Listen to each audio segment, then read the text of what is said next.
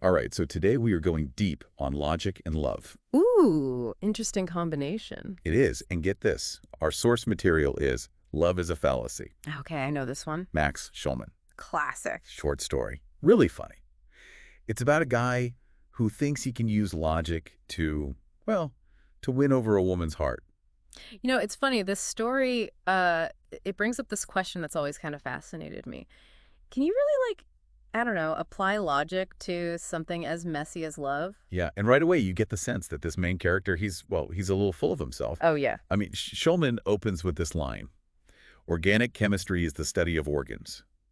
Inorganic chemistry is the study of the insides of organs. Wow. Talk about irony. Like, it's setting us up for this huge clash between, intellectual confidence and the fact that emotions, they don't always follow the rules of logic. Yeah, it's like Schulman is just like waving a giant foreshadowing flag right in her faces. But it's not just foreshadowing.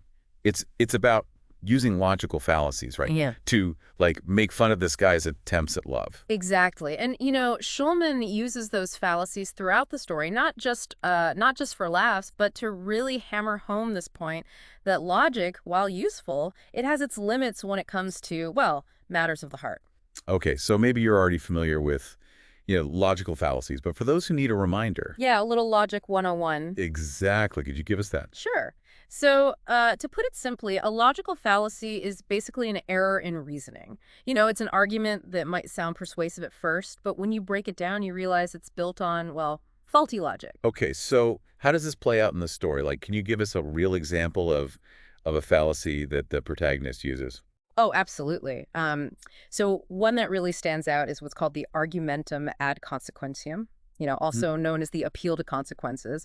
And basically, what the protagonist does is he assumes that if he can make Polly, the woman he's interested in, if he can just make her more intelligent, she'll inevitably fall in love with him. So he's thinking, if I do this, then this other thing will definitely happen. Yeah, like if A, then B, so B has got to be the outcome I want, right? Oh. And that's a classic example of this fallacy, right? Because he's completely overlooking the fact that human emotions, and especially something as complex as love, are influenced by so many factors, way beyond just pure logic. Yeah, it's funny because I think at some point, we've all fallen into that trap. Oh, yeah, for We sure. convince ourselves that if we just do A, then B will magically happen, even when there's like no logical connection. Hmm. It's like that time I thought, well, maybe I'll spare you the details. We've all been there. It's part of what makes us human, that tendency to sometimes let our desires, I don't know, kind of cloud our judgment. And and Schulman is highlighting that tension. He's not saying logic has no place in love, but he is challenging the idea that it's the only thing that matters. Yeah, it's almost like, building a house on a foundation of sand. It might look good for a while, but eventually the whole thing's going to fall apart.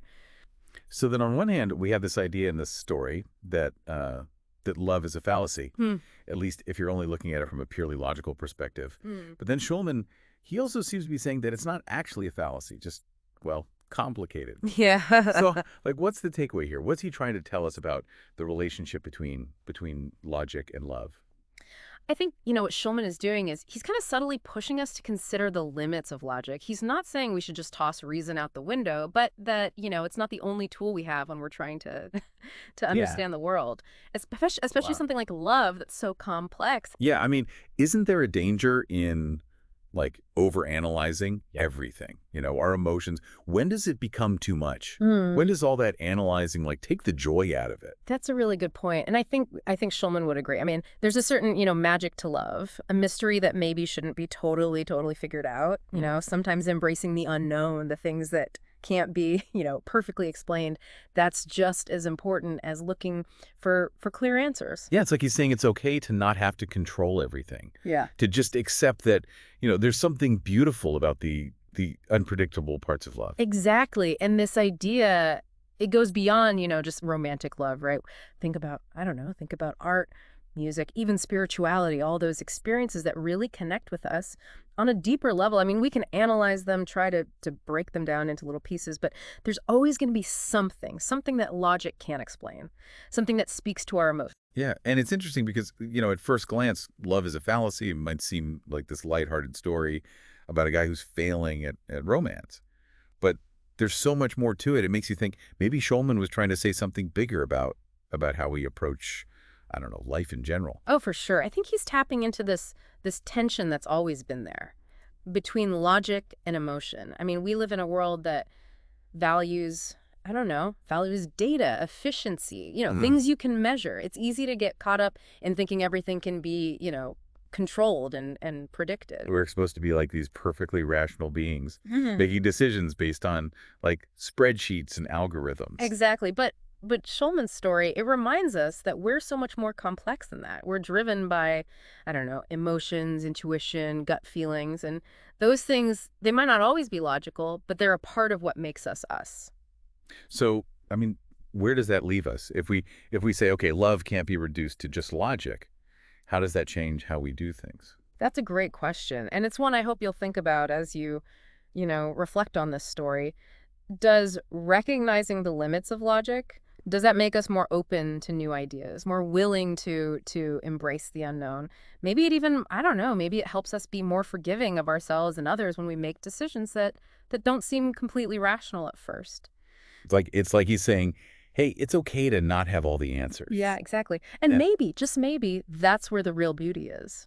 it's really amazing how a short story, I mean, like Love is a Fallacy, can make you think about all these like really big questions about, what it means to be human. Like it's made me realize maybe we spend too much time trying to find logical explanations for everything, and then we miss out on the beauty of the things that we can't really explain.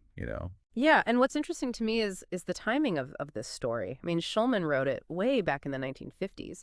And that was a time when people were really focused on logic and reason. I mean, in so many areas, like science and economics. But here's Schulman exploring like the other side of that. Yeah. Reminding us that emotions and intuition, even being a little irrational sometimes, those are all part of being human too. It's like he's saying, like, hey, don't forget about the human side of things. Like, all our searching for, logic and getting things done, we can't forget about those things that actually make life, I don't know, meaningful. Exactly. And I think that message is even more important now. I mean, think about it. We're constantly bombarded with information. Everyone's telling us to make decisions based on data.